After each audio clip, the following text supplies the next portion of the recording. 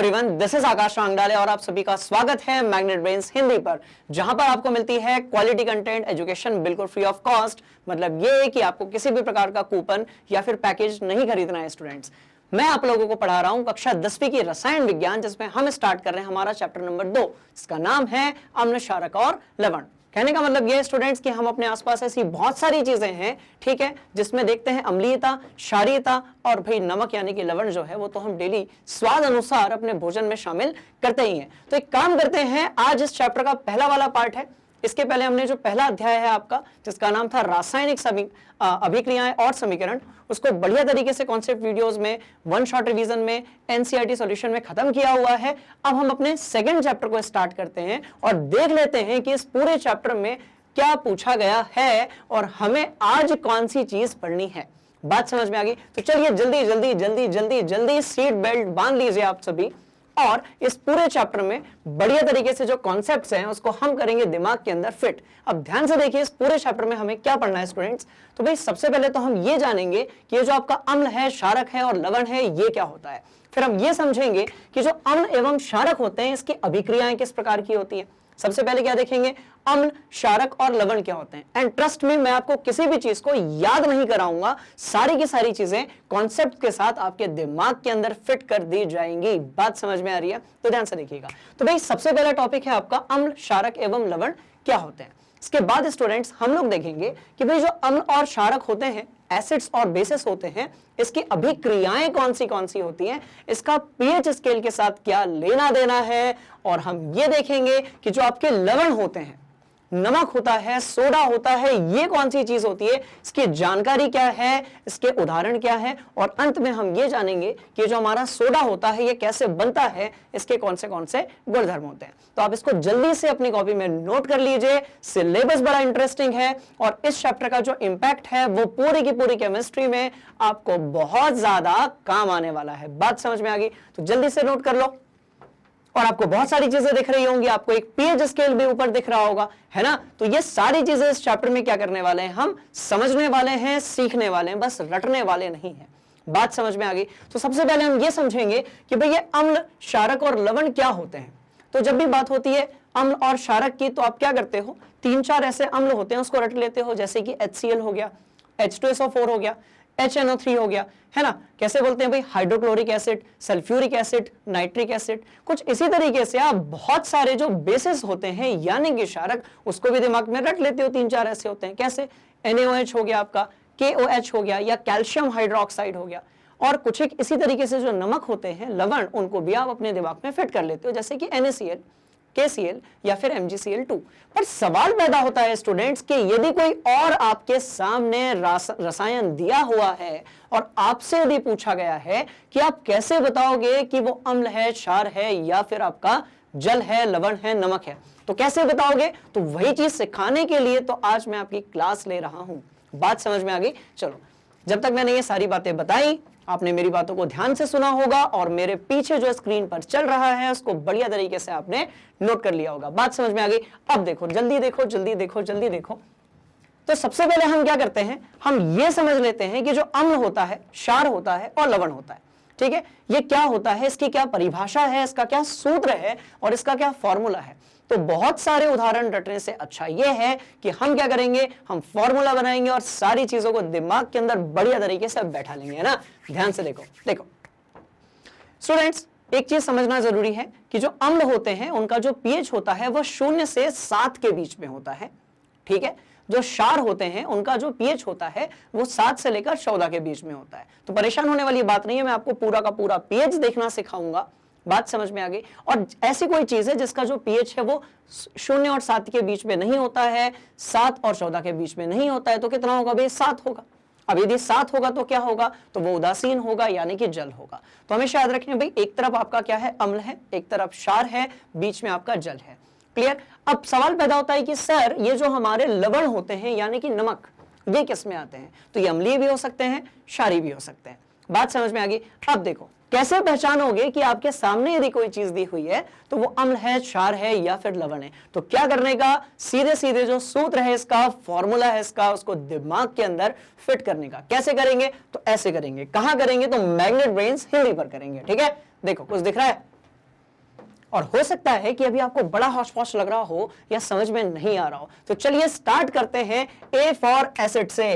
कहां से स्टार्ट करेंगे? देखो यहां पर जो कहानी है वो कैसी है, A for acid and B for base. बात समझ में आ गई, यानी कि अम्ल। चलो देखो देखो देखो देखो, बिल्कुल कॉन्सेप्ट बनाकर कंसंट्रेशन के साथ इधर पे फोकस करो, बढ़िया तरीके से दिमाग के अंदर ये सारी चीजें मैं आपके फिट कर रहा हूं, है ना। अब देखो अम्ल क्या होते हैं स्टूडेंट्स, दुनिया में कहीं पर भी यदि आपको हाइड्रोजन के साथ में हेलोजन दिख जाए, दुनिया की किसी भी टेबल पे, किसी भी कॉपी में, किसी भी किताब में कहीं पर भी यदि आपको हाइड्रोजन और हेलोजन, तो हेलोजन क्या होते हैं स्टूडेंट्स, हमारे जो वर्ग 17 के तत्व होते हैं उनको हम बोलते हैं हेलोजन। कौन से होते हैं भाई? तो फ्लोरीन है, क्लोरीन है, ब्रोमीन है, आयोडीन है, एस्टेटाइन है, ये सारे के सारे क्या होते हैं? हेलोजन होते हैं। हेलो क्यों कहते हैं? क्योंकि ये लवण का निर्माण करते हैं। हेलो यानी क्या होता है? सॉल्ट होता है।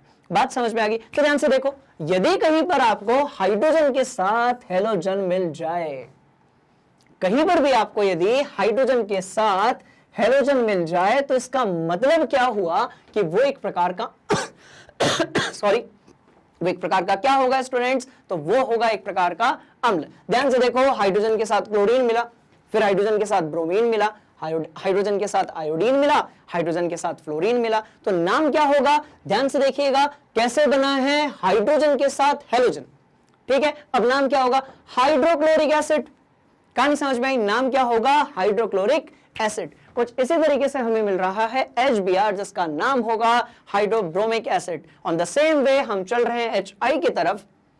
ये हाई हेलो वाला HI नहीं है स्टूडेंट्स, इसका मतलब होता है हाइड्रोजन आयोडाइड। बात समझ में आ गई? क्योंकि अचानक से यदि आपसे कोई पूछ ले कि बताओ भैया केमिस्ट्री में HI क्या होता है, तो हो सकता है कि आप ना बता पाएं, क्योंकि एसिड के नाम पर जनरली स्टूडेंट्स को 3-4 जो अम्ल होते हैं वही रटे हुए होते हैं, पर हमको ऐसा नहीं करना है। हमको जो है पूरी तरीके से अपडेट रहना है, क्योंकि हमारा टारगेट है परीक्षाओं में ज्यादा से ज्यादा क्या भाई? अंक। ठीक है, चलो देखो, हाइड्रोक्लोरिक अम्ल, हाइड्रोब्रोमिक अम्ल, हाइड्रो आयोडिक अम्ल और हाइड्रोफ्लोरिक अम्ल। ठीक है, तो अब इसको अपने दिमाग के अंदर आप फिट कर लीजिए। हाइड्रोजन के साथ यदि हेलोजन है तो आपको हमेशा क्या मिलेगा? तो वो होगा आपका अम्ल। ठीक, चलिए अगले कॉन्सेप्ट की तरफ चलते हैं। यदि कहीं पर हाइड्रोजन है स्टूडेंट्स और उसके साथ अधातु ऑक्साइड है, कैसा ऑक्साइड है भाई? अधातु ऑक्साइड है, मतलब हाइड्रोजन होगा, फिर एक अधातु होगी, फिर क्या होगा? साथ में ऑक्साइड होगा। कभी कभी यहां पर धातु भी हो सकती है, तो ये आपके क्या बन जाएंगे? ये आपके अम्ल बन जाएंगे। कैसे बन जाएंगे? तो ध्यान से देखो, हाइड्रोजन दिखा, सल्फर दिखा, सल्फर कैसा होता है? तो अधातु होती है। सल्फर के साथ कौन सी चीज दिखी? तो ऑक्सीजन दिखा। तो आपने इसको क्या कहा? हाइड्रोजन सल्फेट या फिर सल्फ्यूरिक एसिड। मैंने HCl इधर क्यों लिखा हुआ है? या HCl तो नहीं आएगा, क्या कहते हो?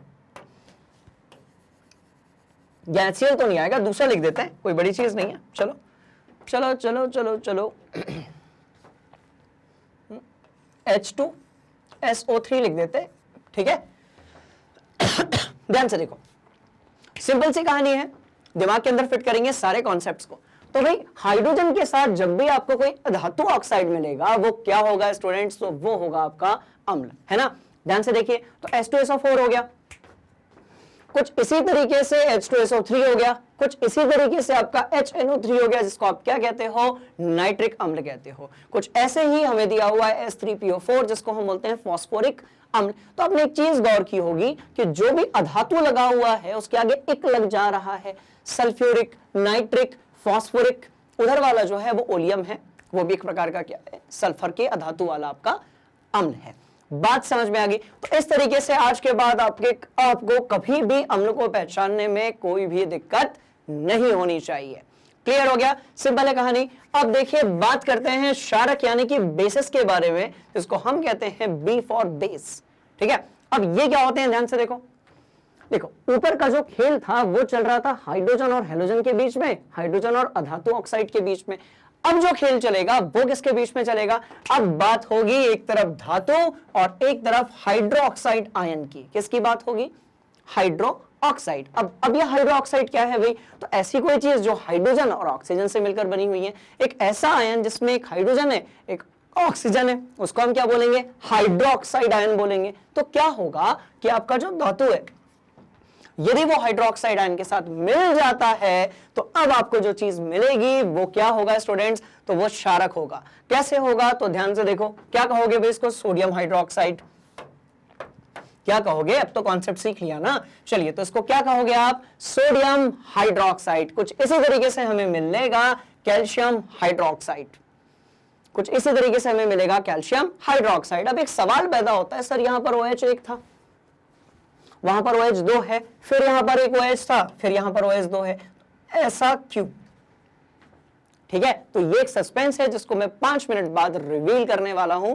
ध्यान से आप पहले कॉन्सेप्ट देख लो। तो धातु के साथ जब कभी भी हाइड्रोक्साइड आयन लगा होगा स्टूडेंट्स, वो क्या होगा, आपका क्षारक होगा, यानी कि बेस होगा। बात समझ में आ गई। अच्छा, आपने एक और चीज देखी होगी, ये जो सोडियम है, कैल्शियम है, पोटेशियम है और मैग्नीशियम है, सोडियम और पोटेशियम जो है आपके वर्ग एक, समूह एक के तत्व हैं और उनको हम क्या बोलते हैं, उन्हें हम बोलते हैं क्षारीय धातु हैं। दूसरे नंबर पे आपके जो कैल्शियम और मैग्नीशियम है, ये आपके वर्ग 2 के तत्व हैं और इसको हम क्या बोलते हैं, क्षारीय मृदा धातुएं। बोलते नहीं बोलते हैं, तो क्यों बोलते हैं क्षारीय, क्योंकि ये निर्माण करती है किसका, क्षार का।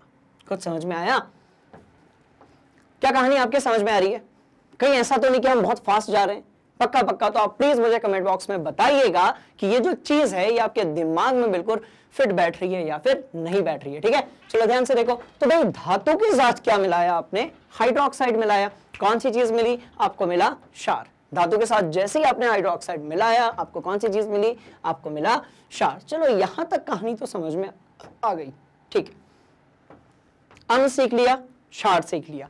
अब क्या करेंगे, क्या करेंगे, क्या करेंगे, तो भाई अब हम इस चैप्टर के तीसरे कैरेक्टर की तरफ चलते हैं।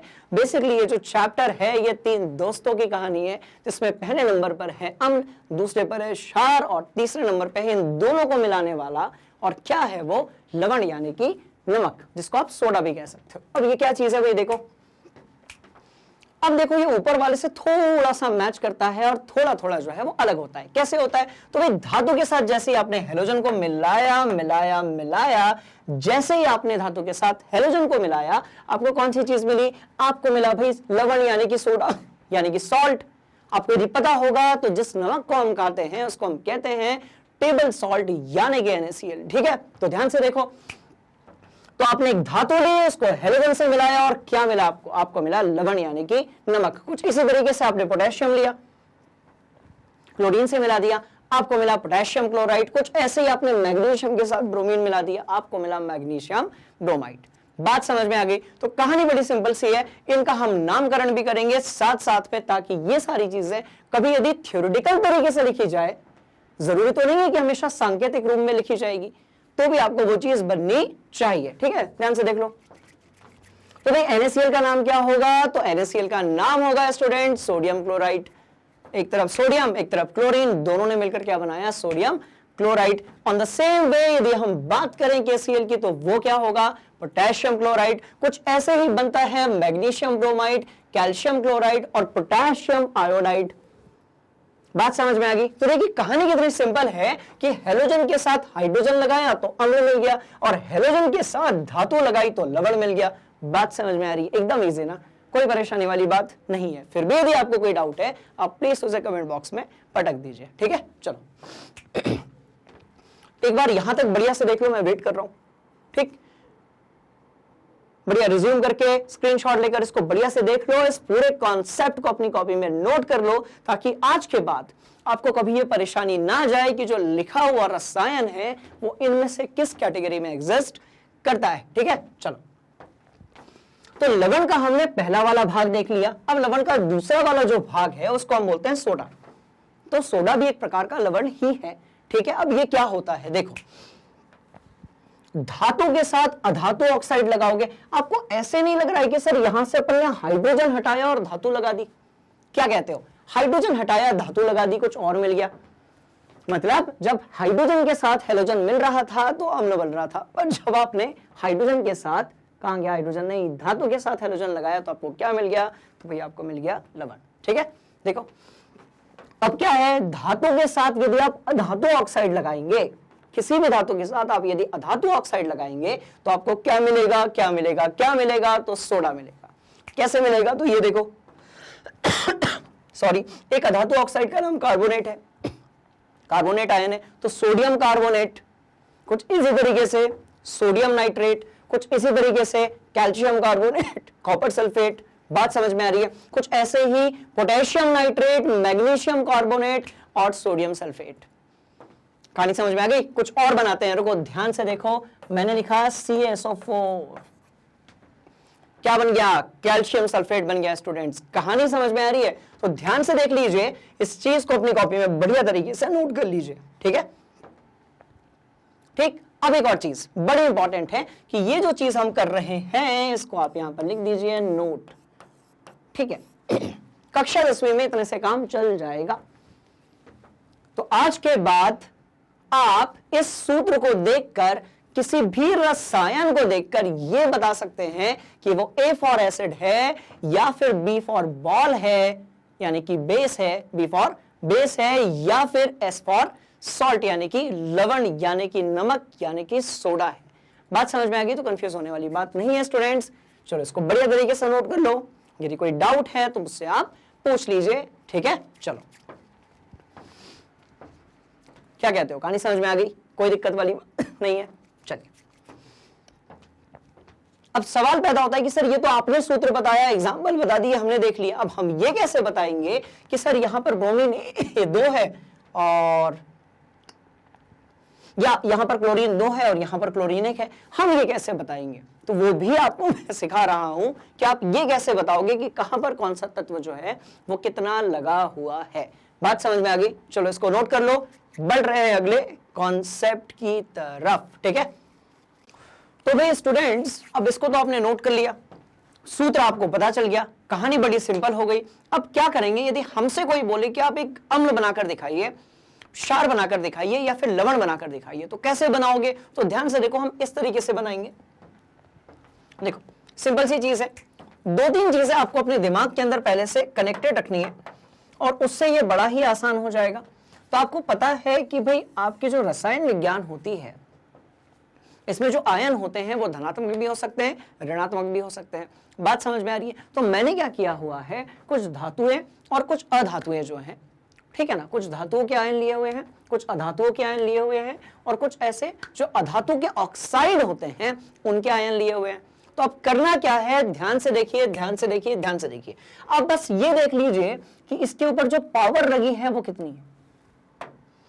ये देख लो, जैसे हाइड्रोजन के ऊपर कितनी लगी है भाई? 1 पावर लगी है। सोडियम के ऊपर कितनी है? तो सोडियम के ऊपर भी 1 है। कैल्शियम के ऊपर 2 है, मैग्नीशियम के ऊपर 2 है और पोटेशियम के ऊपर 1 है।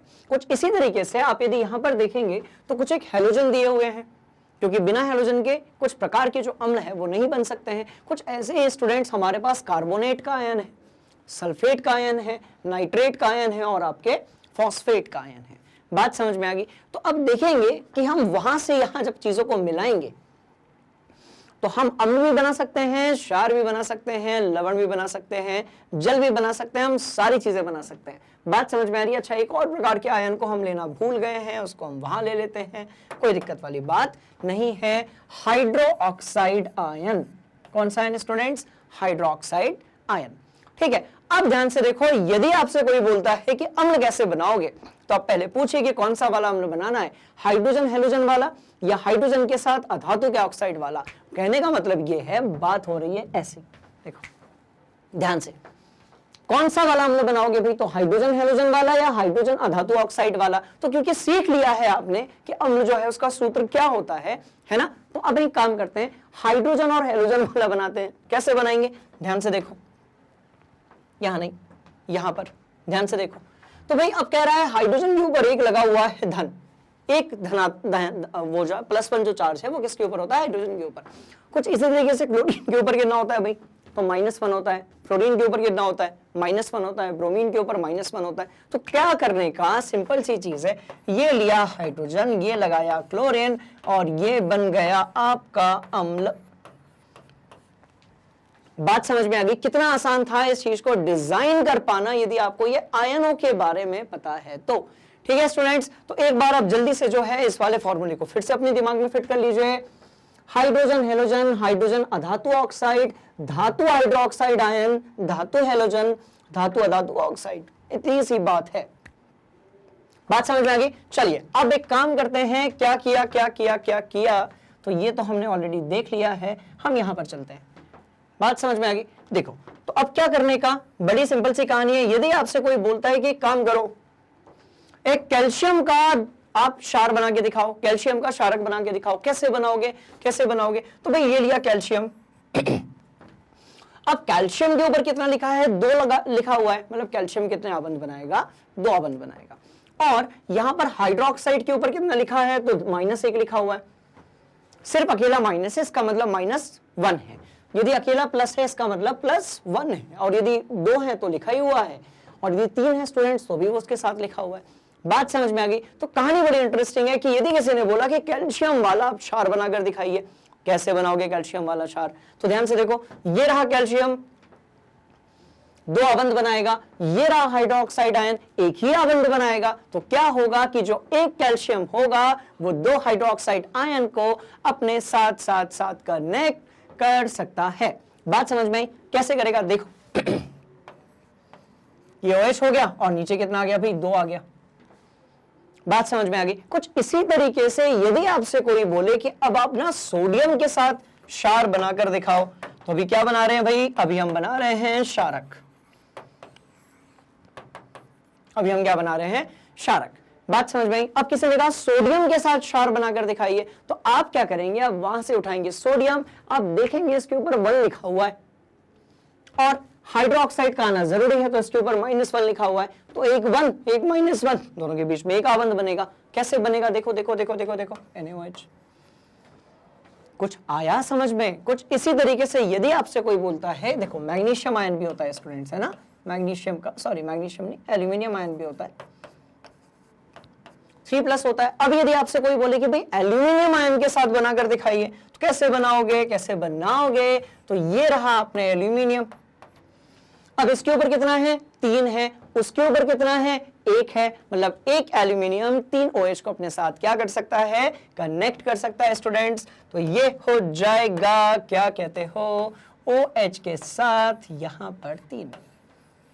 क्या आपको एक कहानी समझ में आई? मतलब ये है कि अब आप जो है क्या कर सकते हो, किसी भी प्रकार का क्षारक जो है वो बना सकते हो।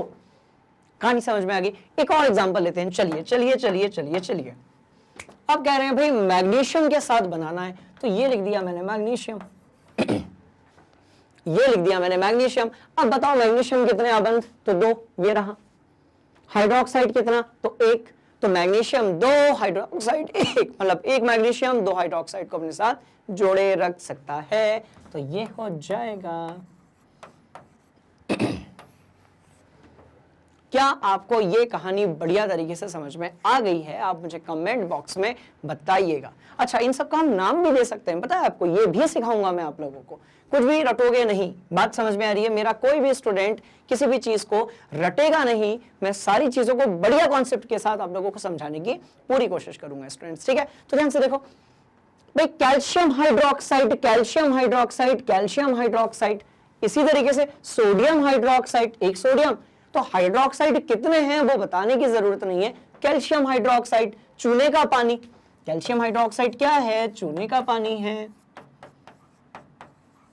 बात समझ में? सोडियम हाइड्रोक्साइड, तो इसको हम और क्या कहते हैं स्टूडेंट्स, हम कहते हैं कॉस्टिक सोडा। कुछ इसी तरीके से एल्यूमिनियम हाइड्रोक्साइड, एल्यूमिनियम हाइड्रोक्साइड, तो कहीं पर यदि आपने हाइड्रोक्साइड शब्द सुना हुआ है तो ये प्रोबेबिलिटी है कि वो चीज जो है वो क्षारीय हो सकती है, ठीक है? कुछ इस तरीके से मैग्नीशियम हाइड्रोक्साइड, तो मैग्नीशियम हाइड्रोक्साइड को हम क्या कहते हैं, मिल्क ऑफ मैग्नीशिया। क्या कहते हैं, मिल्क ऑफ मैग्नीशिया। बात समझ में आ गई? तो कहानी इंटरेस्टिंग है, कहानी इंटरेस्टिंग के साथ साथ जो है सिंपल भी है, ठीक है? चलो बढ़िया तरीके से इसको नोट कर लो। क्षारक बना लिए हम लोगों ने, ठीक? अब क्षारक बना लिए, अम्ल बना लिए, अब एक काम करते हैं, एक और प्रकार के अम्ल बनाते हैं ना। चलो देखो, तो आप अब कभी भी आप कहीं पर भी अम्ल यदि बना है, क्षार है, या फिर आपका सॉल्ट है, नमक है, लवण है, तो आप क्या कर सकते हो, आप उसको बना भी सकते हो, पहचान भी सकते हो। चलिए चलिए चलिए चलिए, हम बनाएंगे अम्ल, एक और प्रकार के अम्ल बनाएंगे हम। कौन से वाले अम्ल बनाएंगे भाई? तो हम बनाएंगे आपके हाइड्रोजन वाले और अधात्विक हाइड्रोजन वाले वाले वाले और अधातु के ऑक्साइड वाले, ये सारे कैसे बनाएंगे? तो कहानी सिंपल है, देखो ऐसे बनाएंगे। A फॉर, यहां पर लिख दो A for acid, B for base, ठीक है। चलिए कैसे बनाओगे? तो एक तरफ हाइड्रोजन लेना है, एक तरफ अधातु जो है उसका क्या लेना है भाई? उसका ऑक्साइड लेना है। कैसे लेंगे? तो देखो देखो देखो देखो भाई, हाइड्रोजन जो है वो एक ही बना सकता है। कार्बोनेट के ऊपर कितना लिखा हुआ है? 2 लिखा हुआ है। तो क्या करेंगे, यहां लिखेंगे हाइड्रोजन, यहां लिखेंगे कार्बोनेट 2- और यहां लिखेंगे +1। अब यहां लिखा है 1 और यहां लिखा है 2, हाइड्रोजन के लिए हो गया 2, 1 हो गया कार्बोनेट, तो ये बन जाएगा आपका H2CO3। इजी है मुश्किल? जल्दी बताइएगा आप मुझे, एकदम आसान ना, कोई दिक्कत वाली बात नहीं है। चलो नोट कर लो, ठीक? क्या कहते हो, कहानी समझ में आ रही है? पक्का? चलिए एक और बनाते हैं, एक और बनाते हैं, एक और बनाते हैं स्टूडेंट्स, एक और बनाते हैं। तो क्या करने का, एक तरफ हाइड्रोजन लेने का, चलो H+ ले लिया, कौन सा ले ले वहां से, क्या कहते हो, NO3, चलो ये NO3 ले लिया, माइनस, एक और बनाते हैं ना, चलो एक तरफ हाइड्रोजन ले लिया, कौन सा ले वहां से, SO4, जो चाहेंगे वो बनाएंगे, क्योंकि कहानी अब समझ में आ चुकी है। चलो एक और हाइड्रोजन लिया, अब कौन सा ले, PO3, चलो PO3 बनाएंगे, ठीक है, PO3 के साथ बनाएंगे, PO4 3- के साथ बनाएंगे। चलो ये देखो SO4 2-, PO4 3-, चलो 1 1 1 2 1 3। क्या कहते हो, कहानी बड़ी इंटरेस्टिंग है। यहां पर आ जाएगा ऐसा, यहां पर ऐसा, यहां पर ऐसा, ऐसा और इस तरीके से। तो आपको सिर्फ इतना जो है वो दिमाग में फिट रखना है। बात समझ में आ गई? फिर आप किसी भी प्रकार का अम्ल हो गया, क्षार हो गया, लवण हो गया, उसका निर्माण कर सकते हैं। चलिए चलिए चलिए चलिए, तो ये बन गया आपका, ध्यान से देखिएगा, HNO3, दोनों के एक हैं भाई। ये क्या बन गया भाई आपका, तो H2 है, SO4 1 है, तो H2SO4, जिसको हम कहते हैं रसायनों का राजा, यानी कि किंग ऑफ केमिकल। बात समझ आनी, किसे कहते हैं भाई, सल्फ्यूरिक अम्ल को कहते हैं। और यहां पर हो जाएगा H3PO4। क्या आपके कुछ समझ में आया? कहानी बड़ी इंटरेस्टिंग है। तो इस तरीके से हमने अम्ल जो है वो देख लिया, ठीक। अब सोडा बनाएंगे और हम बनाएंगे सॉल्ट, है ना। चलो, तो क्या अब आप बना सकते हो अपने से किसी भी प्रकार का अम्ल, क्षार, लवण? यस और नो मुझे आप कमेंट बॉक्स में प्लीज बताइएगा, ठीक है। चलिए हो गया, कोई दिक्कत वाली बात नहीं है स्टूडेंट्स, बढ़िया तरीके से इसको आप अपनी कॉपी में नोट कर लीजिए, ठीक है। चलिए आगे बढ़ेंगे और अब बनाएंगे हम सोडा। कौन सा वाला? कपड़े धोने वाला, पीने वाला, खाने वाला। बात समझ में आ रही? तो किसी भी प्रकार का हम जो है सोडा बना सकते हैं। बात समझ में आ गई? तो कैसे बनाएंगे भाई? तो सिंपल है, लवण, नमक और इसी के अंदर एक आपकी कैटेगरी आती है और उसको हम बोलते हैं सोडा, ठीक है। अब ध्यान से देखो कैसे होगा, कैसे होगा, कैसे होगा, तो ऐसे होगा। ध्यान से देखो, धातु के साथ अधातु जो है उसका क्या होगा? ऑक्साइड होगा। धातु के साथ क्या होगा स्टूडेंट्स? अधातु का ऑक्साइड होगा। ये रहा धातु, कोई भी एक धातु उठा लो, कोई दिक्कत नहीं है, घर की बात है, ठीक है। देखो बहुत सिंपल सी चीज है, ये लिया, ये लिया और ये लिया। चलो एक धातु उठाई यहां से सोडियम और वहां से क्या उठाया भाई? तो सल्फेट। ये 2- है, ये प्लस है। कुछ इसी तरीके से यहां से उठाया आपने कैल्शियम, वहां से क्या उठाया? तो भाई आपने उठाया NO3-। कुछ ऐसे ही यहां से आपने उठा दिया कैल्शियम और वहां से आपने क्या उठा दिया? तो यहां से उठा दिया CO3 2-। आप जितने चाहें उतने बना सकते हैं, कोई दिक्कत वाली बात नहीं है स्टूडेंट्स, ठीक है। चलो चलो चलो चलो चलो आगे बढ़ेंगे। अब यहां लिखा है 1 2 2 1 2 और 2, 1 2 3 4 5 करते करते सारे कॉन्सेप्ट्स हम लोग सीख जाएंगे, परेशान होने वाली बात नहीं है। ध्यान से देखिए ना, तो ये ऐसा और ये ऐसा, कुछ ऐसा, और ये यहां पर ऐसा, और ऐसा वैसा करते करते कॉन्सेप्ट जो है वो सीख लिया जाएगा। ध्यान से देखो, अब सोडियम 2 है, सल्फेट 1 है, तो कैसे लिखोगे? तो आप लिखोगे Na2SO4। अब कैल्शियम 1 है और नाइट्रेट 2 है, तो आप कैसे लिखोगे? कैल्शियम, कितना आसान है, और यहां पर आ जाएगा 2। कुछ ऐसे ही कैल्शियम 2 है, कार्बोनेट 2 है, तो ये हो जाएगा CaCO3। क्या कहानी समझ में आई? ठीक है, तो कभी भी अब परेशान आपको नहीं होना। अच्छा, मजे की बात क्या है पता है? बहुत सारे ऐसे बच्चे होते हैं जो कक्षा 11वीं 12वीं में खूब मेहनत करते हैं, इन कॉन्सेप्ट्स को पूरा रट लेते हैं, उसके बाद भी यदि अचानक से पूछ लिया जाए कि इधर से एक धातु लीजिए, इधर से एक ऋणायन लीजिए और उससे ये सोडा बनाकर दिखाइए या सॉल्ट बनाकर दिखाइए, तो वो अटक जाते हैं। क्यों अटक जाते हैं? क्योंकि वो ये कॉन्सेप्ट यूज नहीं करते हैं। बात समझ में आ गई? तो आपके जो बड़े भैया दीदी हैं, आपके जो सीनियर्स हैं और आपके जो सहपाठी हैं, आप उनको बता सकते हो कि हमेशा के लिए आप अम्ल, क्षारक और लवण जो है उसको कैसे समझ सकते हैं। बात समझ में आ गई? तो आप उनको भी रिकमेंड कर सकते हैं। स्टूडेंट्स, ये बड़े काम की चीज है। अभी हम जो चीज पढ़ रहे हैं इसका मतलब सिर्फ एक टॉपिक से नहीं है, ये जो एक टॉपिक है ये रसायन विज्ञान में बड़ा काम आता है। पता है कैसे? अब सोच लो, अब इसका नाम क्या होगा? Sodium sulphate. अब अभी तो आपको पढ़ रहे हो, इसलिए कभी कभी क्या लिखा होता है ऐसा सोडियम सल्फेट, ऐसा थ्योरेटिकल तरीके से लिखा होता है, अब क्लिक नहीं करता उस टाइम पर दिमाग में कि भैया उसका रासायनिक सूत्र जो है वो क्या होगा।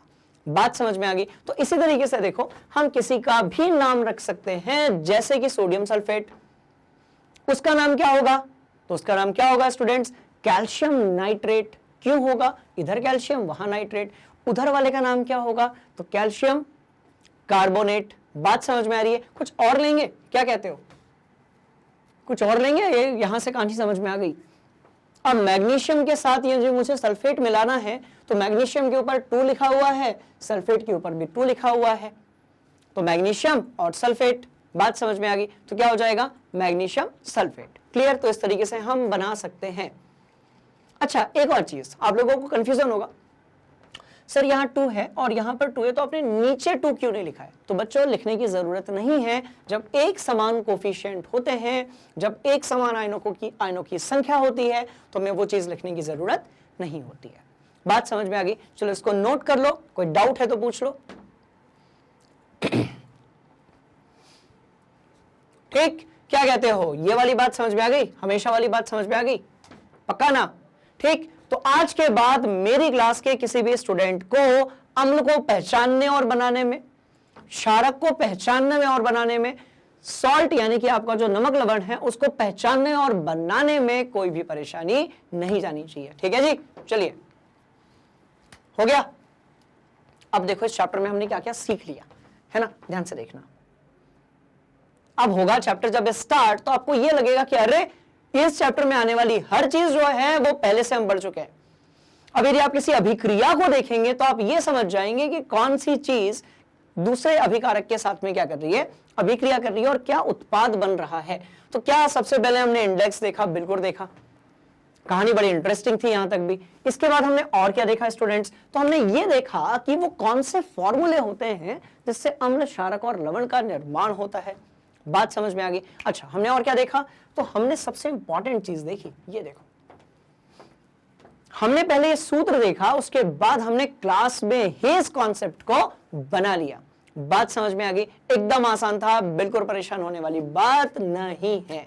चलिए ठीक है, अब देखते हैं इस चैप्टर में ऑफिशियली कौन से जो टॉपिक्स हैं जिसको आज हम कवर करने वाले हैं स्टूडेंट्स। ठीक है, देखो चलो। ठीक है जी, कोई परेशानी वाली बात, सवाल ही नहीं पैदा होता। चलो यहां आ जाओ, और क्या हमने इसका जो पहला वाला पार्ट है क्या वो देख लिया है?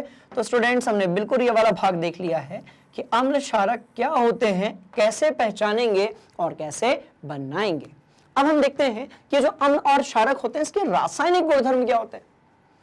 रासायनिक गुणधर्म का क्या मतलब है? तो भाई केमिकल रिएक्शंस, किसकी? तो अम्ल की और क्षारक की। ठीक है, चलो इसको भी देख लेते हैं जल्दी से। क्या कहते हो, आगे बढ़ेंगे? ये लो आगे बढ़े, और सबसे पहला जो सवाल है कि अम्ल और क्षारक क्या होते हैं, तो ध्यान से देखिएगा स्टूडेंट्स। अब इसकी परिभाषा भी हो जाए थोड़ी सी, उदाहरण तो हो गए है ना। तो वे रसायन अब वो रसायन में सारी चीजें आ गई, क्या आ गया भाई, यौगिक आ गया, यौगिक आ गया, और क्या आ गया, तो आयन आ गया, आयन आ गया, और क्या आ गया, विलयन आ गया। तो वो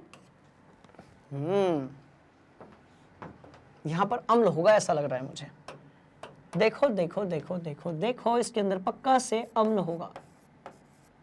क्या कहते हो, इसके अंदर क्या होगा स्टूडेंट्स, तो अम्ल होगा, है ना। तब तो देखो वो बीकर जो है वो बहुत ज्यादा हिल रहा है। बात समझ में आ रही है। चलिए चलिए चलिए देखिए, तो वे रसायन जिसमें यौगिक आ गया, आयन आ गया, विलयन आ गया, सारी चीजें आ गई, ठीक है, जिनका जिनका जिनका जिनका जिनका जिनका जिनका पीएच, सवाल पैदा होता है सर पीएच क्या है, तो सस्पेंस है, समझेंगे बढ़िया तरीके से, सवाल लगाएंगे पीएच वाले भी।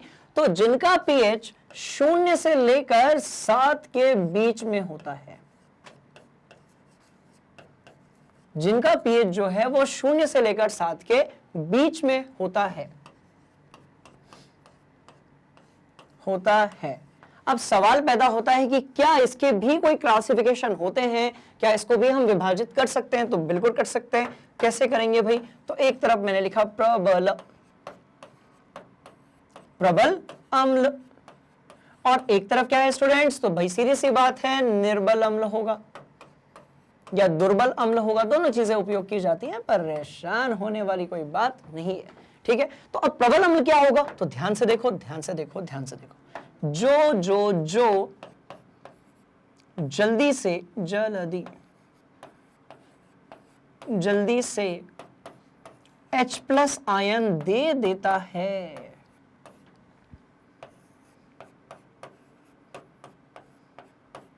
जो जल्दी से H+ आयन दे देता है वो प्रबल अम्ल है आपका। और जो देरी से देता है, जो देरी से देता है या फिर आसानी से नहीं दे पाता है, देरी से H+ आयन देता है, वो क्या है आपका, जो देरी से H+ आयन देता है स्टूडेंट्स, वो क्या है आपका, निर्बल अम्ल है, यानी कि दुर्बल अम्ल है। उदाहरण लेंगे, बिल्कुल लेंगे, ये लो H2SO4, ये लो हमारे पेट में पाया जाने वाला HCl, ये लो HNO3। अब आपके समझ में आया, ये देखो कहानी कैसी है, हाइड्रोजन के साथ अधातु का ऑक्साइड, अब आई बात समझ में, या फिर हाइड्रोजन के साथ क्लोरीन एक प्रकार का हेलोजन, या फिर हाइड्रोजन के साथ अधातु का ऑक्साइड यानी कि नाइट्रोजन, कितना कौन कनेक्ट होगा ये भी सिखाया जा चुका है। अब आपके इस चीज समझ में आनी चाहिए। कुछ इसी तरीके से हमने लिया CH3COOH, CH3COOH,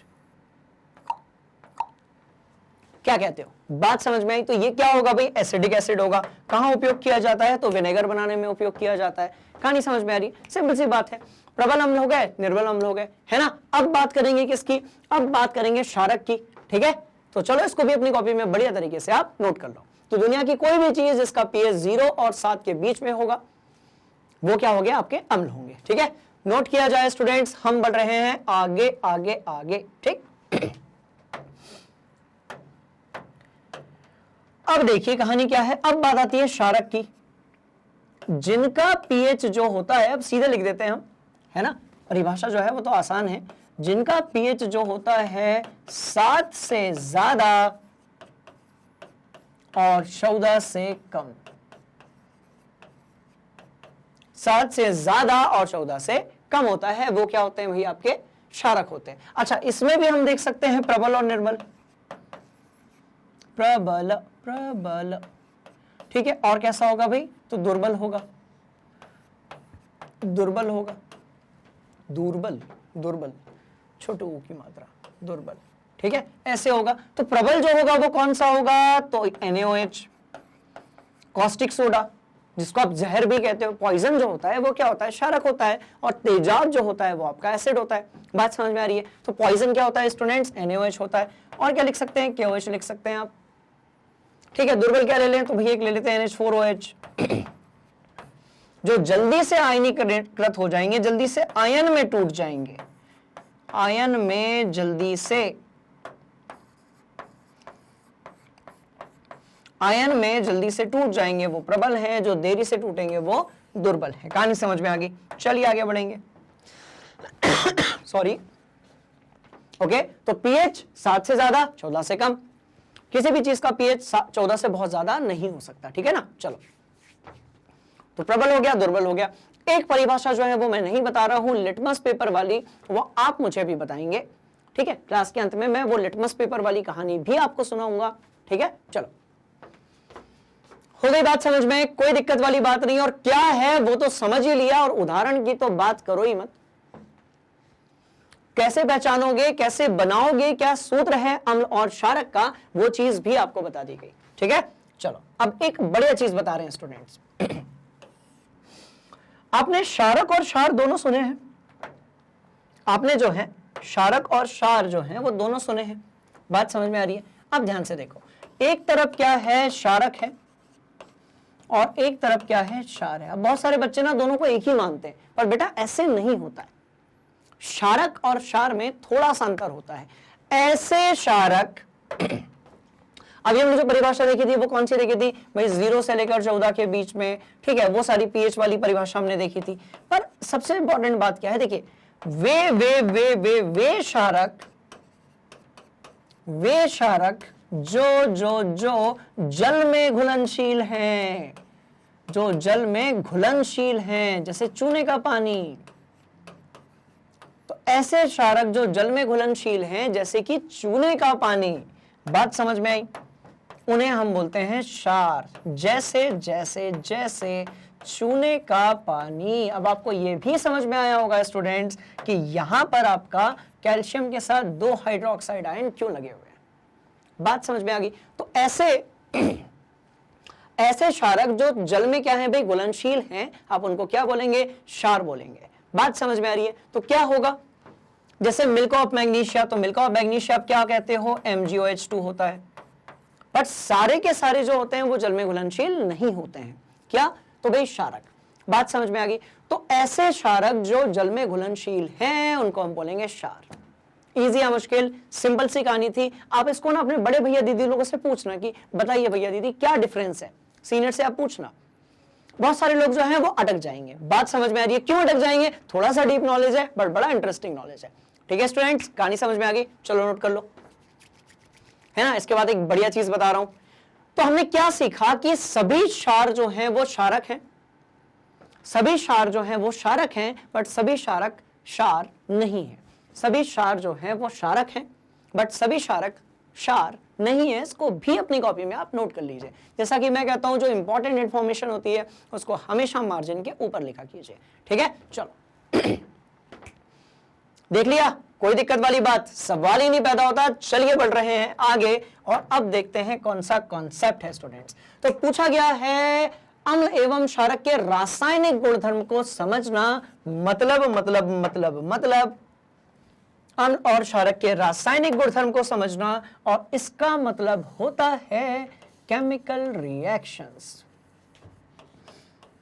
chemical reactions, reaction, ध्यान से देखो, केमिकल रिएक्शन, बात समझ में आई। रासायनिक अभिक्रियाओं को अब हम समझेंगे, किसकी, तो भाई अम्ल की और क्षारक की। कहानी समझ में आ गई। चलिए, तो इसके पहले का एक काम करें, आप बढ़िया चीज बता रहे हैं।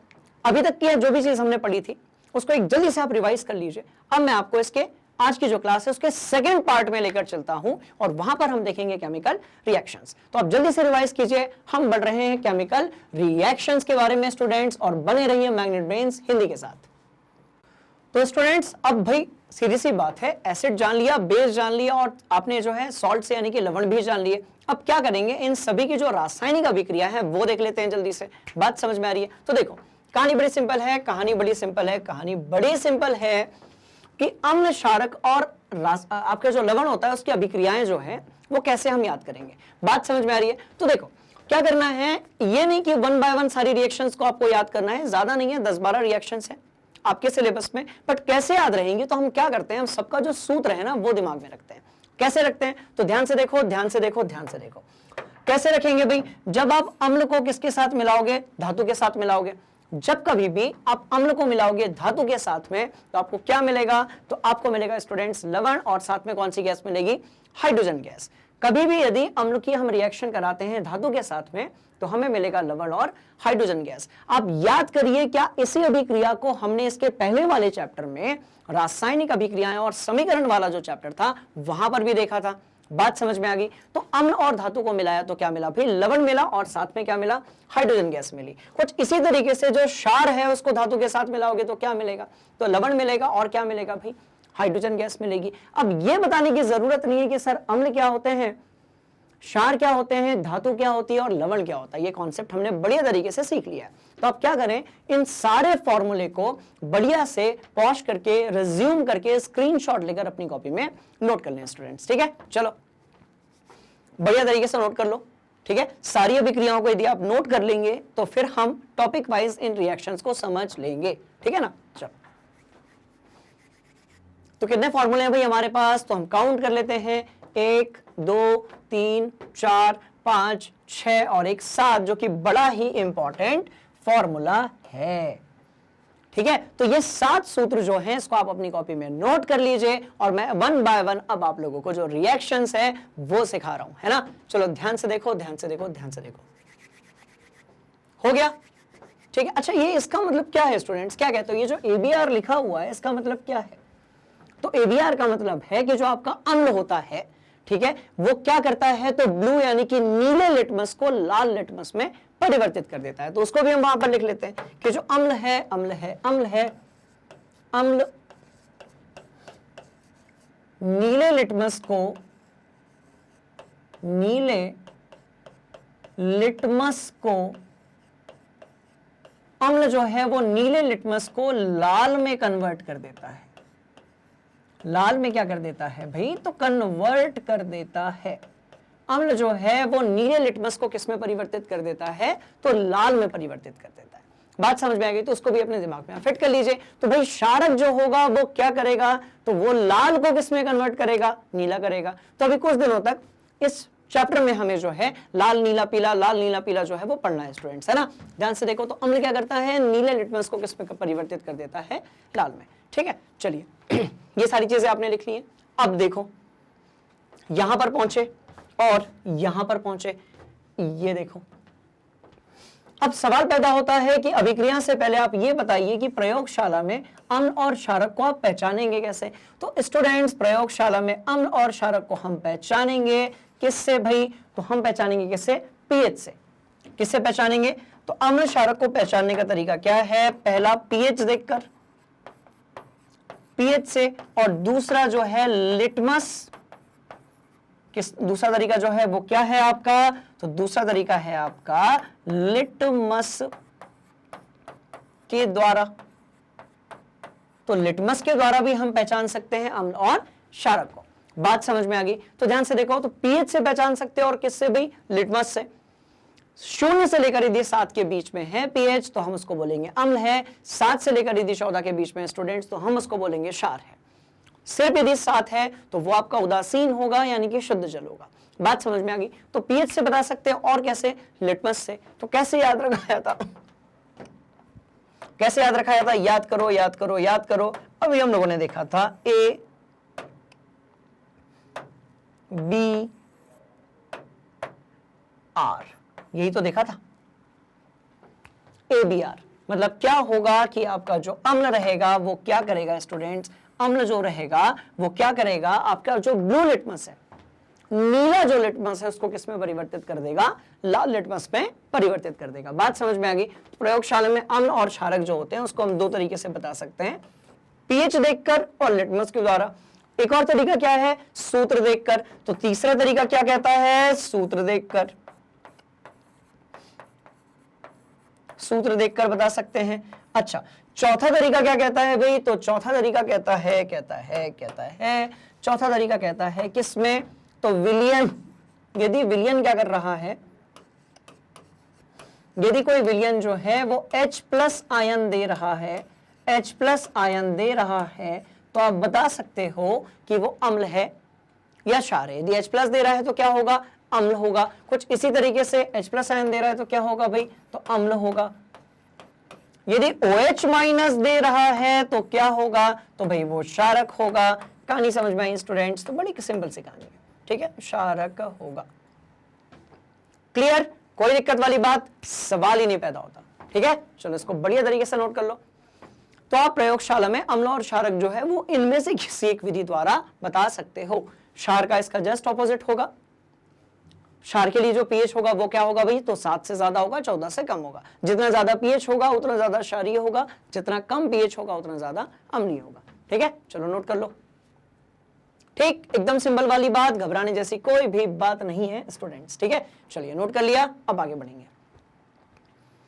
ठीक, चलो उदाहरण हमने देख ही लिए हैं, कोई परेशान होने वाली बात नहीं है इसमें। अब पूछा गया है भाई अम्ल एवं क्षारक धातु के साथ कैसी अभिक्रिया करते हैं। अम्ल और क्षारक जो है वो अम्ल एवं क्षारक जो है वो धातु के साथ कैसी अभिक्रिया करते हैं। तो कोई बात नहीं, सूत्र हमने देख लिया है, बात समझ में आपने सुना होगा, पहले कभी पढ़ा था कि जिंक जो होता है जब इसको आप HCl में डालते हो तो क्या होता है, तो वही समझ लेते हैं। ध्यान से देखो, पर ऐसे समझेंगे। अम्ल धातु के साथ लवण बनाएगा, H2 बनाएगा। क्षार धातु के साथ लवण बनाएगा और H2 बनाएगा।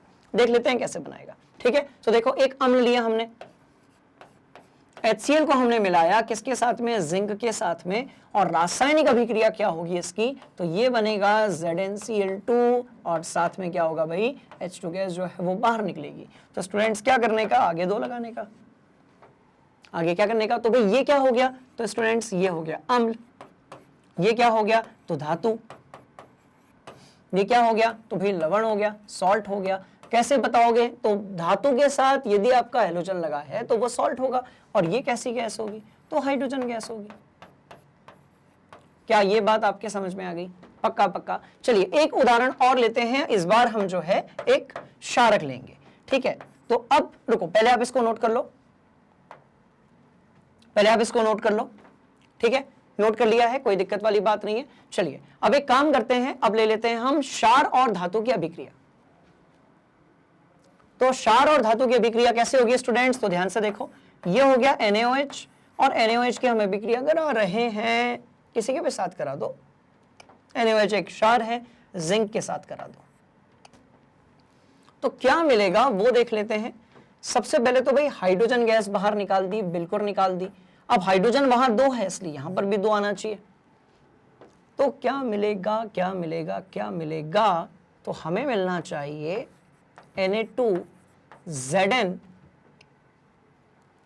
Na2ZnO2। क्या ये हमें अभिक्रिया मिलना चाहिए, क्रॉस चेक कर लेते हैं एक बार, है ना।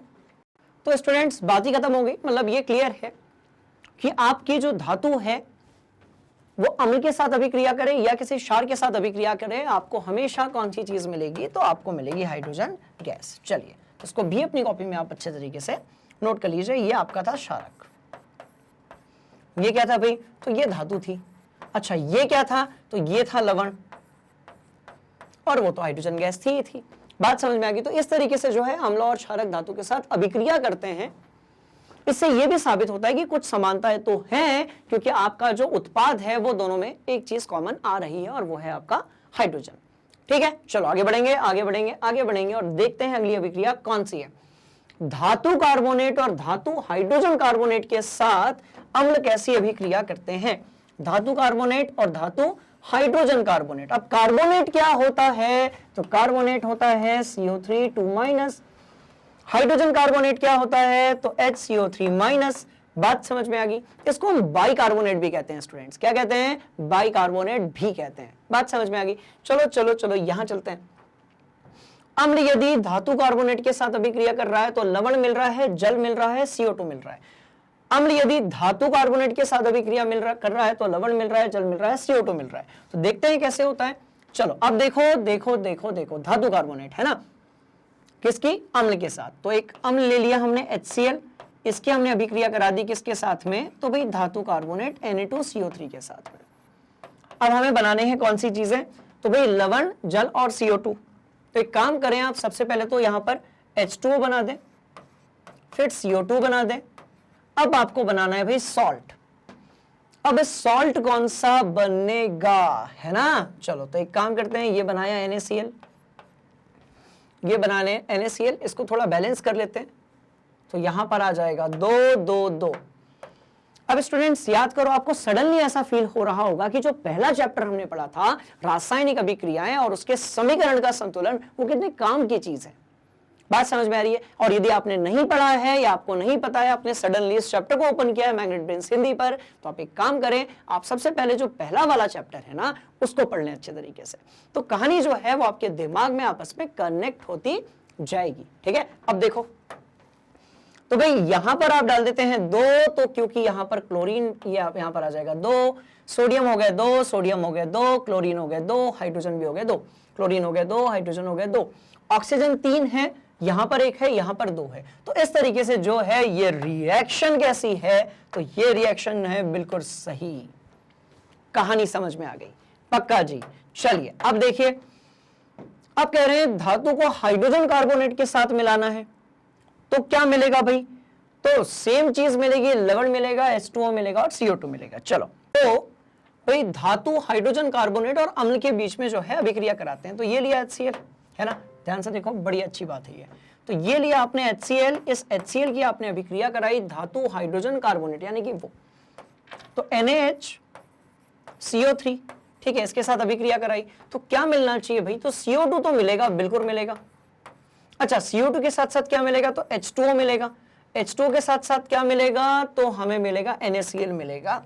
पहले तो हम ये बना लेते हैं, क्योंकि अभिक्रिया हमने देख ली है, देखो ऐसे होती है, बना लेते हैं और फिर चेक कर लेते हैं, है ना? तो देखो थोड़ा क्रॉस चेक कर लें कि आपके जो सारे परमाणु हैं तत्वों के एक समान है या नहीं। तो सोडियम 1 है, सोडियम 1 है, क्लोरीन 1 है, क्लोरीन 1 है, हाइड्रोजन यहां पर 1 है, यहां पर हाइड्रोजन जो है वो आपके 2 हैं, और इधर पे भी 2 हैं, 1 है और ये 2 है। ठीक है, ऑक्सीजन 3 है, ऑक्सीजन 1 और ऑक्सीजन 2, टोटल 3 हो गए, कार्बन 1 हो गया और कार्बन 1 हो गया।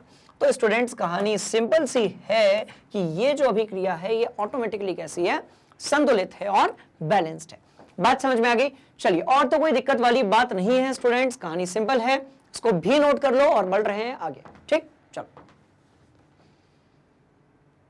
ओके, तो इसमें समानता क्या है कि आप यदि सोडियम कार्बोनेट के साथ कराएं या सोडियम हाइड्रोजन कार्बोनेट या सोडियम बाइकार्बोनेट के साथ कराएं, तो आपको जो है एक समान क्या मिलने वाला है? उत्पाद मिलने वाला है ना? चलो, नोट कर लिया आप लोगों ने। तो अब बढ़ रहे हैं अगले प्रकार की अभिक्रिया जो करते हैं आपके धातु और अम्ल और क्षारक।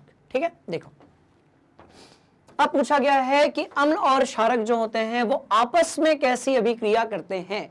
तो आपको क्या लगता है, ये जो अम्ल और क्षारक है ये दूसरे के थोड़े से विपरीत नहीं है?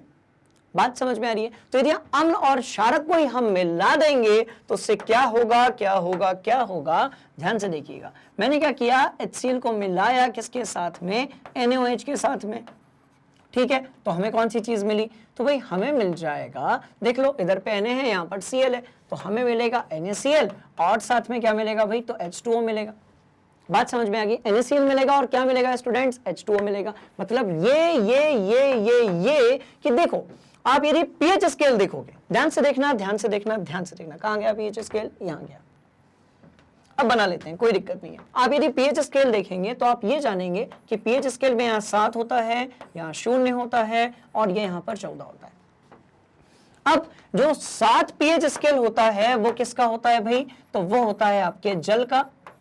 इस तरफ जो है वो आते हैं अम्ल और इस तरफ जो है वो आते हैं क्षार।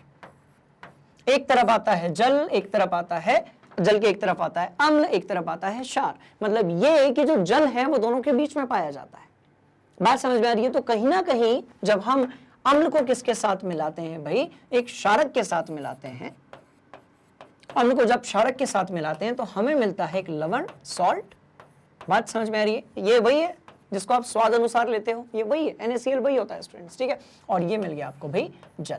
बात समझ में आ गई? चलो देखो, तो इस तरीके से आप यदि अम्ल को और क्षारक को मिलाएंगे तो आपको क्या मिलेगा भाई? आपको लवण मिलेगा और क्या मिलेगा? जल मिलेगा। ऐसी वाली एक अभिक्रिया आप मुझे सभी बच्चे बताएंगे, कहां पर? तो आपके कमेंट बॉक्स में। कोई दिक्कत वाली बात नहीं है स्टूडेंट्स, आगे बढ़ रहे हैं, ध्यान से देखिएगा। ठीक है, चलो कर लिया नोट, कोई दिक्कत वाली बात नहीं है। चलिए आगे बढ़ेंगे और देखते हैं अब कौन सी अभिक्रिया है। तो अब पूछा गया है भाई अम्लों के साथ धात्विक ऑक्साइड की अभिक्रिया क्या होगी? धात्विक ऑक्साइड की अम्लों के साथ अभिक्रिया क्या होगी, तो वो भी समझ लेते हैं। तो कुछ ऐसा है क्या हमारे पास, अम्लों के साथ धातु ऑक्साइड की अभिक्रिया होगी, लवण और क्या मिलेगा, जल मिलेगा। बात समझ में आ गई? तो ध्यान से देखो, ध्यान से देखो। तो उसी परीक्षा उदाहरण को हम ले लेते हैं, ध्यान से देखो। CuO धातु ऑक्साइड हो गई, किसके साथ मिलाया, तो HCl के साथ मिलाया, तो क्या मिला, तो CuCl2 मिला, क्योंकि कॉपर जो है वो कितने बनाता है, तो 2 आबंध बनाता है, तो CuCl2 मिल गया, ठीक है। और साथ में क्या मिल गया, जल मिल गया। तो हम क्या करेंगे, हम यहाँ 2 से गुणा कर देंगे, खेल खत्म। बात समझ में? किससे गुणा कर देंगे स्टूडेंट्स, तो हम 2 से गुणा कर देंगे। कर दिया 2 से गुणा, रिएक्शन जो है वो कैसी हो गई, संतुलित, ठीक है ना। रिएक्शन हो गई आपकी संतुलित, बिल्कुल सही बात। तो कॉपर ऑक्साइड की आप यदि अभिक्रिया करवाते हैं हाइड्रोक्लोरिक अम्ल के साथ में, तो आपको मिलेगा कॉपर क्लोराइड और साथ में क्या मिलेगा, जल, जो कि है जीवन। कहानी समझ में आ गई? तो कहीं ना कहीं आपका जो जल है वो अम्ल और क्षारक के बीच में एक संबंध स्थापित करने के काम आता है। बात समझ में आ रही है? भले आप पीएच स्केल के संदर्भ में ले लें या फिर आप किसी अभिक्रिया के संदर्भ में ले लें। बात समझ में आ गई? तो सिंपल सी कहानी थी। आगे बढ़ते हैं और देखते हैं और कुछ है क्या, क्या कुछ और है हमारे सिलेबस में इस पर्टिकुलर टॉपिक में। चलो, क्षारक के साथ अधात्विक ऑक्साइड जो है ना, क्षारक के साथ अधात्विक ऑक्साइड जो है उसकी क्या देख रहे हैं भाई, अभिक्रिया देख रहे हैं, बिल्कुल देखेंगे। देखो, क्षारक लिया, अधात्विक ऑक्साइड लिया, अभिक्रिया ली। कौन सी अभिक्रिया ली है, तो क्षारक हो गया आपका NaOH, जिसको हम कॉस्टिक सोडा भी कहते हैं, सोडियम हाइड्रोक्साइड भी कहते हैं। और साथ में क्या लिया, कार्बन डाइऑक्साइड लिया, जिसके कारण गर्मी बहुत ज्यादा बढ़ जाती है। बात समझ में आ रही है? दोनों को हमने मिलाया तो हमें क्या मिला, सोडियम कार्बोनेट मिला, यानी कि लवण मिल गया, यानी कि हमें लवण मिल गया, साथ में मिला जल। किससे मिला, तो भाई NaOH क्या था, sodium sodium sodium sodium hydroxide, hydro oxide, oxide. तो ये हो गया आपका सोडियम हाइड्रोक्साइड। इसके साथ क्या मिलाया आपने भाई, तो ये देखिए जो कार्बन है ये क्या है आपका, अधातु है, और ऑक्सीजन है, तो अधात्विक ऑक्साइड आपने मिलाया, आपको मिला लवण और जल। बात समझ में आ गई? एकदम सिंपल सी कहानी थी, ठीक है। चलो देख लो, तो रिएक्शन को आप देख लीजिए, कहानी आपके बिल्कुल समझ में आ गई है स्टूडेंट्स, है ना। चलिए तो आगे बढ़ते हैं और देखते हैं कि इस पूरे चैप्टर में हमने क्या क्या देखा। हमने बहुत अच्छे तरीके से ये जान लिया कि अम्ल क्या होते हैं, क्षार क्या होते हैं, लवण क्या होते हैं, क्या सूत्र होता है, कैसे बनाओगे, कैसे पहचानोगे, ये भी समझ लिया हमने। अम्ल और क्षारक की जो है अभिक्रियाएं देख ली। किसके साथ देखी भाई, तो धातु के साथ देखी, धातु के ऑक्साइड के साथ देखी, अधातु के साथ देखी, अधातु के ऑक्साइड के साथ देखी, अब कार्बोनेट के साथ देखी और हाइड्रोजन कार्बोनेट के साथ देखी। तो ये सारी चीजें अब हम सीख चुके हैं। अब हम क्या करेंगे, अगली जो क्लास है ना, अगली जो क्लास होगी स्टूडेंट्स, उसमें हम अगला जो मेरा लेक्चर होगा उसमें हम इस चैप्टर का जो सेकंड वाला पार्ट है वो कंटिन्यू करेंगे। कैसे करेंगे, कैसे मिलेगा आपको, तो उसके लिए क्या करोगे आप सब लोग, सबसे पहले जाओगे गूगल पर और क्या सर्च करोगे, मैग्नेट ब्रेन्स, जहां पर आपको क्वालिटी कंटेंट एजुकेशन मिलता है बिल्कुल फ्री ऑफ कॉस्ट। कोई कूपन नहीं, कोई पैकेज नहीं, कोई नाटक नहीं, हमारा सिर्फ एक ही उद्देश्य है, शिक्षित भारत विकसित भारत, ठीक है। क्या करने का, यहां पर जाइए, हिंदी मीडियम वाले सेक्शन में जाकर क्लिक कर दीजिए। यदि आप हिंदी मीडियम विद्यार्थी हैं तो सारे चैप्टर्स के आपको लेक्चर्स अवेलेबल हैं, आपको जो भी पढ़ना है आप उस पर क्लिक कर दीजिए। मान लेते हैं कि आप इसी वीडियो का, इसी चैप्टर का सेकंड पार्ट देखना चाहते हैं, तो आप यहाँ क्लिक कर दीजिए। आपने क्लिक किया, पिटारा आपके सामने उपलब्ध है। देखो, ये पूरा जो चैप्टर होगा, ये जो पूरी रसायन विज्ञान होगी कक्षा 10वीं की, ये हर तरीके से आपके सामने अवेलेबल होगी, यानी कि सारे के सारे टॉपिक वाइज वीडियो, जैसा अभी हमने देखा, कंप्लीट एनसीईआरटी सॉल्यूशन, आपका एक वन शॉट रिवीजन वीडियो। उसके बाद आपका क्या होगा, एमसीक्यू क्वेश्चंस होंगे, प्रीवियस ईयर क्वेश्चंस होंगे, इंपॉर्टेंट क्वेश्चंस होंगे, मैग्नेट ब्रेन्स का जो स्पेशल सैंपल पेपर है वो होगा। तो ये सारी चीजें आपको वहां पर मिल जाएंगी फ्री ऑफ कॉस्ट। आपको सिर्फ एक छोटा सा काम करना है स्टूडेंट्स, फुल कोर्स पर जाकर क्लिक कर देना है। जैसे आप वहां पर क्लिक करेंगे उसके बाद क्या होगा, उसके बाद जो है आपका जो सिलेबस है वो स्टार्ट हो जाएगा, है ना। तो कहानी बड़ी सिंपल सी है, बस कुछ नहीं करना है, एक कॉपी लेनी है, एक पेन लेना है और बैठ जाना है मैग्नेट ब्रेन्स हिंदी के सामने, और आपके सारे कॉन्सेप्ट्स, आपकी सारी जो चीजें उसकी तैयारी करवाएंगे हम लोग इस प्लेटफॉर्म पे, जिसका नाम है मैग्नेट ब्रेन्स हिंदी। बात समझ में आ गई? तो कहने का मतलब ये है कि यदि आपको कक्षा कक्षा कक्षा कक्षा कक्षा 6वीं से लेकर कक्षा 12वीं तक यदि आपको बिल्कुल ऑनलाइन एजुकेशन चाहिए free of cost quality content के साथ में, तो आपको मिलेगी कहां पर? मैग्नेट ब्रेन्स हिंदी पर। मैं आपको इस चैप्टर के अगले वीडियो के साथ अगले कॉन्सेप्ट के साथ मिलता हूं अगली क्लास में। तब तक के लिए आप हमें लाइक कीजिए, शेयर कीजिए और सब्सक्राइब कीजिए। Thank you so much.